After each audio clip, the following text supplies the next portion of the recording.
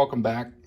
Today is going to be a little different. We're going to be back in the wood shop working on some shelves for some wall hangings. And I'll describe what we're doing here.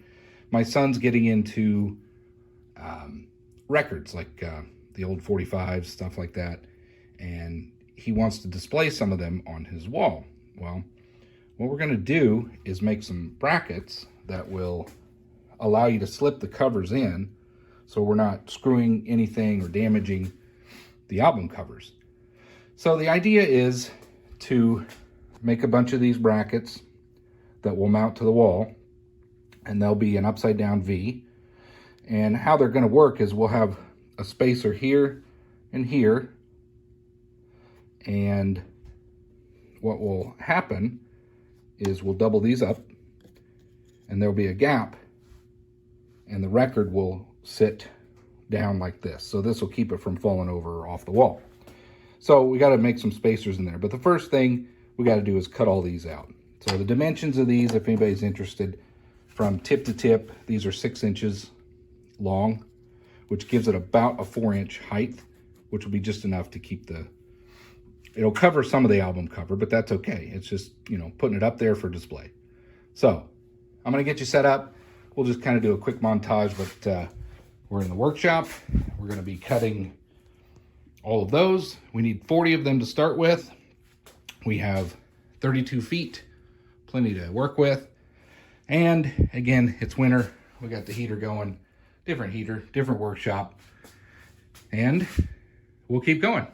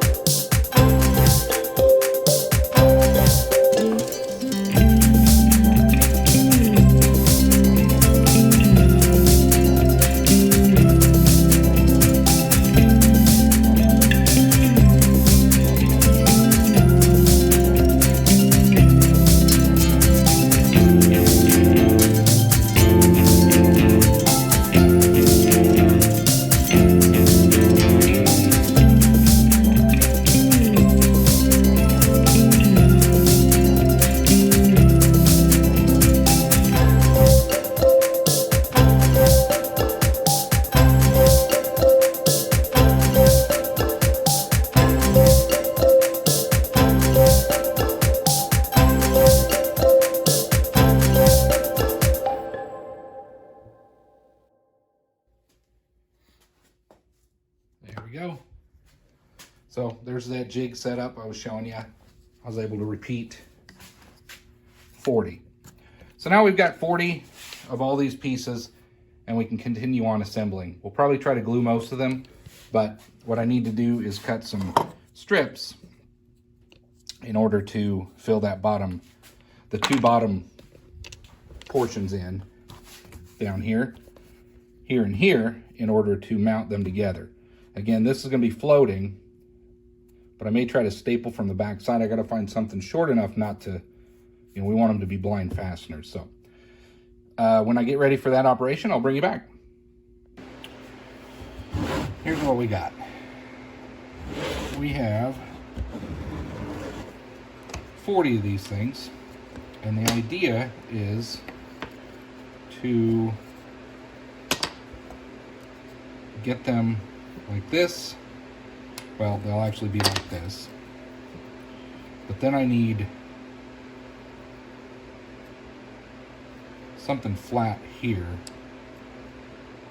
like that, but I want it all the way across. So I need a bunch of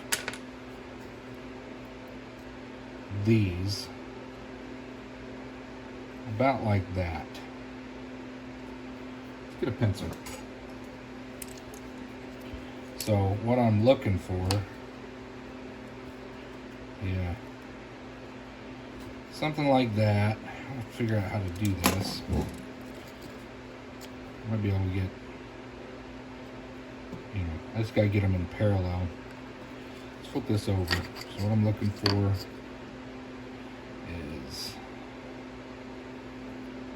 yeah, that's fine there. Let's line it up. So I'm just lining up both, well, you can't even see. So I'm just lining up this piece. So here's what I need. Of course, I messed that up. I need 20 of these. So if you can imagine, I need a parallelogram. So I need 20 of these, and what that's going to do, when I have all these pieces, I'm going to be able to sandwich these together, but this thickness material will be here, and I'll ultimately make pieces like this. So then the album can rest in there. It's going to be tricky to keep all the points. I mean, these are going to want to pull apart. I don't know, I got to do some thinking, figure out how to mount that.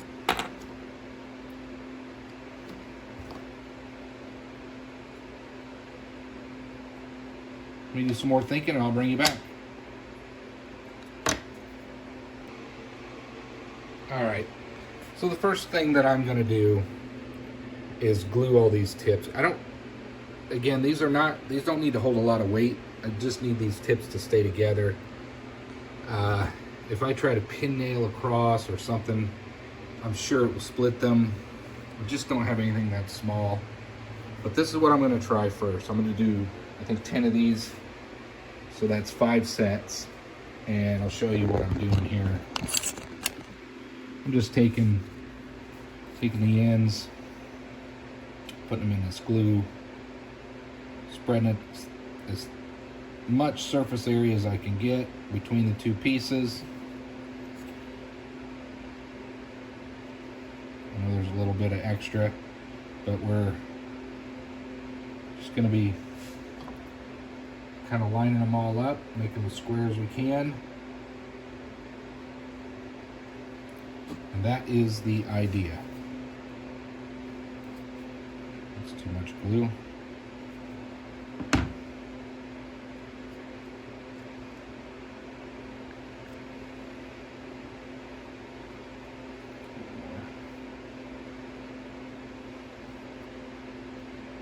Again, it's all about surface area. Get as much as these two surfaces mated. Stick it over here. Flat surface. And glue them together. Welcome back. We're going to get these things glued up. I already made 5 of them. And they seem to be working out. So let's get these finished up. I made, if you recall, I made 10 of these, and these are for records to hold them, mount them on the wall, just little racks. Anyway, I want to get this project done, and I went ahead and made, so there's some, if you know anything about records, some of them have lots of big sleeves and some cool artwork and everything. So I cut some double wide. These just aren't going to be thick enough for many of them, so I went with some thicker material. So I'm going to make 3 of these in order to allow for some larger records. So let's get this glued up, and then I'll show you the finished product, and we can bring this project to a close.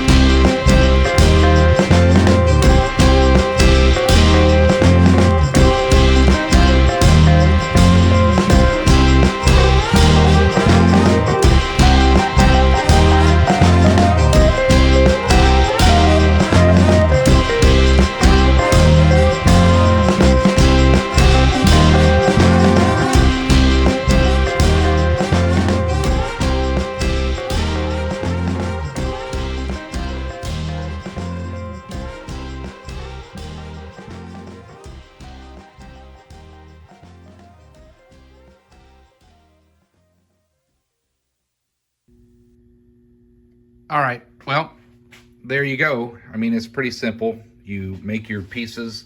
All cuts are at a 45-degree angle, so including these little pieces, they're all 45. You just want to make sure when you're cutting them, you do it safely. It's a little sketchy setup, but made sure I had enough material here, waste material, that I could hold and feed it in to get those thinner pieces.